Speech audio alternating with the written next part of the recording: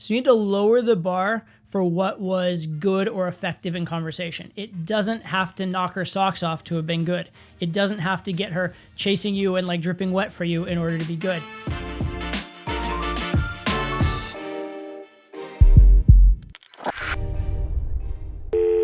My question to you has to do with normal conversations in social circles and in between escalations with a girl.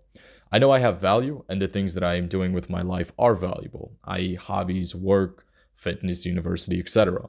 But when I talk to people and girls, oftentimes I find myself thinking negatively about these values, in the sense that people will either respond with an okay, cool, and just end the conversation, or won't ask a follow-up question to become engaged in what topic we're talking about.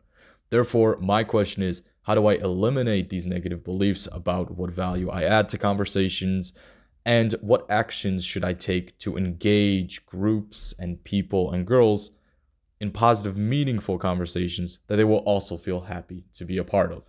Okay, so this is an interesting question in a few different ways.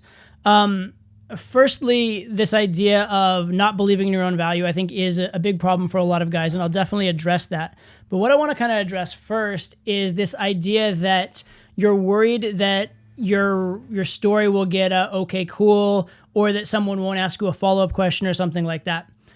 That's a worry you should not really have, okay? If you lived in a world of total scarcity where, like, say you had, say I gave you a challenge and said you have to go pick up this girl and you're allowed to tell these 3 stories. And if you haven't gotten her number by the end of these 3 stories, or you can tell these 10 stories on a date, and if you haven't haven't slept with her by the end of these 10 stories, then it's over, you're never gonna see her again. In that case, there would be a scarcity of material.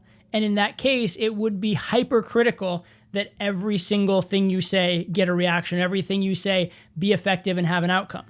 But we don't live in that world, all right? You don't have 3 stories you can tell. You have all the stories that have happened in your entire life you can tell, and some of them you can tell, some you can leave out, some you can tell to one girl and not another girl, etc.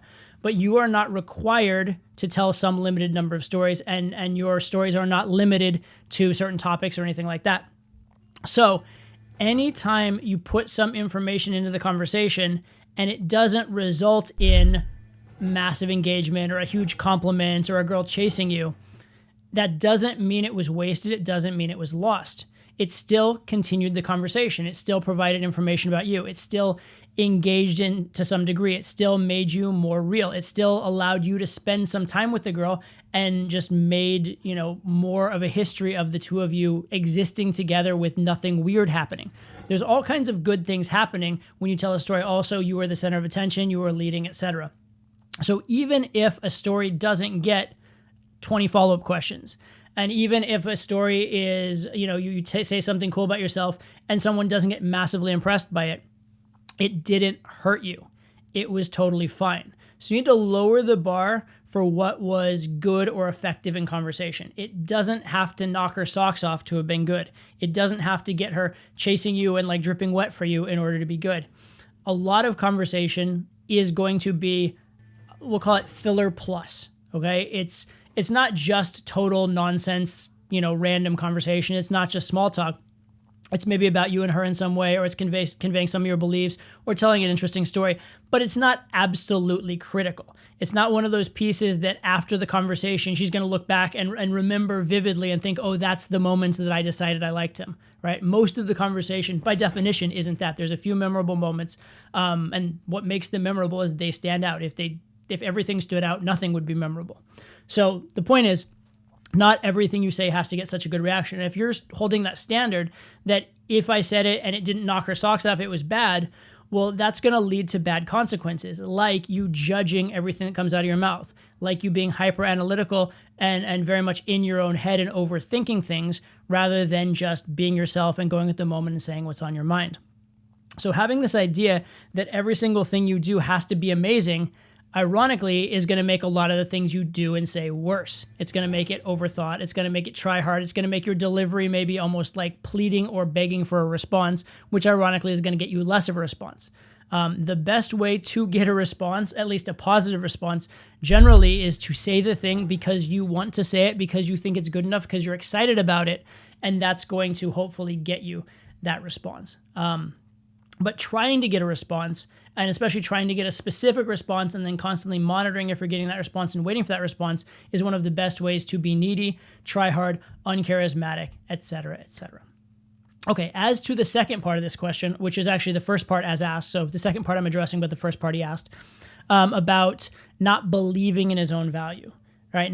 He understands intellectually that he has certain things that are valuable, but he doesn't think that maybe they're going to be valuable to the other person, or he doesn't think that he's going to get enough credit for them, or whatever, or if the other person might not be impressed, who knows? You need to really think about what is value and what is not value. So the things that may appear to be value in a resume sense, the things that you may think of as your logical value, are not necessarily the things that are going to resonate with a girl at all. When I was in, for example, middle school and high school, I was a very accomplished person in a lot of ways.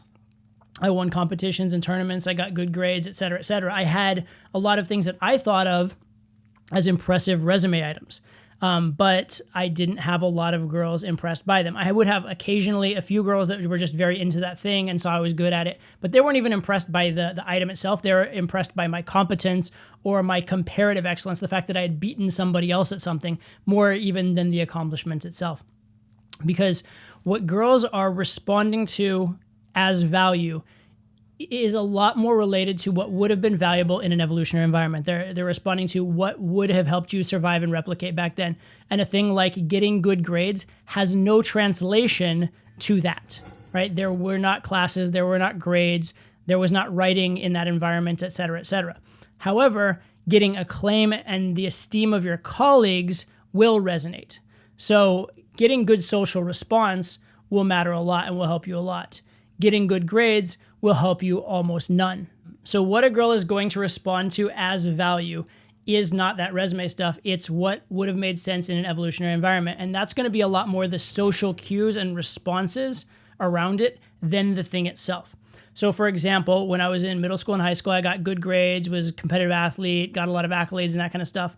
And a certain small amount of girls, most girls didn't care, to be fair, but a certain small amount of girls liked it because of the fact that I had beaten somebody else at something. Not because I had run a race in a particular time, but because I had finished first. So comparatively, there was some status there. Or for example, they wouldn't care that I had won a chess tournament, but they might be impressed that I was called to the stage for to present a trophy, or they might be impressed that there was an announcement about me. I got some sort of accolade about it, even if they didn't care about chess, and even if chess itself was kind of nerdy. So the social recognition and sort of those intangible things about an accomplishment will matter a lot more in terms of value than the accomplishment itself. And that's because the accomplishment does not have a sort of metaphorical equivalent in the evolutionary environment. So getting good grades is irrelevant in the evolutionary environment because there's no such thing as grades or classes or academics or even writing. So that doesn't really mean anything. But having people praise you and having her see people praise you is going to make you seem a lot more high value. And things like having other girls have a good response to you is obviously really big. Being generally competent is very, very big. Being confident, which indicates that you've had good social response in the past, is really, really big. That's all probably more important than any of the specifics, right? So a girl isn't going to care how much you bench press. She might care a little bit if you are extra physically fit. She will care if you're massively physically out of shape. Like if you're morbidly obese, she'll probably care about that in a negative way. But between being in pretty good shape or being in extraordinary shape, it probably makes a very small difference to her in most cases, unless she's just really into fit guys and that's a type for her, in which case she may really respond to that. But if you got an award and recognition and acclaim for your fitness, and other girls seem to like you because you were fit, that would actually go much further than the fitness itself. And so you need to kind of have some idea of what is actually the most important factor or the most important factors in conveying attraction. And it is those social factors and the sort of effect factors rather than the literal factors in the modern world. So anything in the modern world that didn't exist in the ancient past world in which we evolved is directly irrelevant. That doesn't mean it's completely irrelevant. It means it's directly irrelevant. It's symbolically relevant still. So for example, having a nice car is irrelevant evolutionarily because cars didn't exist back then. However, having a nice car is a symbol of success and affluence and having your life together and having abundance and material wealth of some kind was useful back then. And so it will carry over symbolically to that. Okay, but the car itself doesn't make sense to her genetics.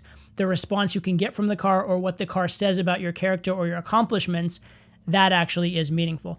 So when you're looking at your accomplishments and what's valuable, you should be focusing on conveying them in that way and through that light. Convey them through the idea of what is the social significance? How is this conveying my personality, my character? How is this providing a positive life experience for her rather than what is the literal fact of the thing? And I think as men, we tend to be very, very literal about the things that we think of as value. Like, I make X amount of dollars. Like, for example, if you make $80,000 a year versus $100,000 a year, it probably is not significantly going to change how you're viewed by the girl. To you, it's a huge difference, and it's nice to have that extra spending money for sure, or a slightly nicer apartment or whatever it is that ends up getting you. But it really doesn't actually matter. However, having, again, the status and esteem of your colleagues, having work that you seem to be into and that seems important to you, looking cool while doing your work, all those kind of things are actually going to matter a lot more in terms of the attractiveness quality for a girl. Now, obviously, the difference between making $80,000 a year and $1 million a year, yes, there is a big status difference there. Although it's not going to be literal, it's going to be symbolic. So the actual number doesn't matter, but the sort of like order of magnitude of the number, and more importantly, what it says about you relative to other people in society, whether it says that you're really winning and getting ahead, whether it says that you are the best at what you do, those kind of things are going to be tremendously attractive, and those kind of things do legitimately matter. So I want you to think about your accomplishments through that lens, through the social lens rather than the literal lens. So the two things that I want you to do as takeaways from this is, one, think of your accomplishments through the social perception rather than the literal accolade, right? So it's how it's perceived, how it comes off, how it reflects on you rather than the literal facts of the matter. The second one is that you should not be saying things looking for a reaction for a couple reasons. One, because in looking for that reaction, you're going to be less likely to get a reaction. You're going to come off needy and try hard and less charismatic, but also understand you're not operating from a frame of scarcity. Saying something and not getting a reaction, it may not have helped you as much as if you had gotten a reaction, but it didn't hurt you, okay? It was not a negative, because it's not like you have some limited number of things to say and then you run out of, like the tank is empty, right? As long as you can keep putting stuff out, not everything you say has to hit like crazy. Not everything you say has to completely knock the girl off her feet. So do keep that in mind and put a little less pressure on what you are saying and how it goes over. It doesn't all have to be amazing. Yeah, you got to do some stuff to stand out, but it's not like every single thing out of your mouth has to be gold. So I thought that was a good question. I want to say thank you to Gabriel. That's the name of the person who sent it in. So thanks, Gabe. I appreciate it. Or Gabriel. I don't want to shorten your name if, people have their preferences.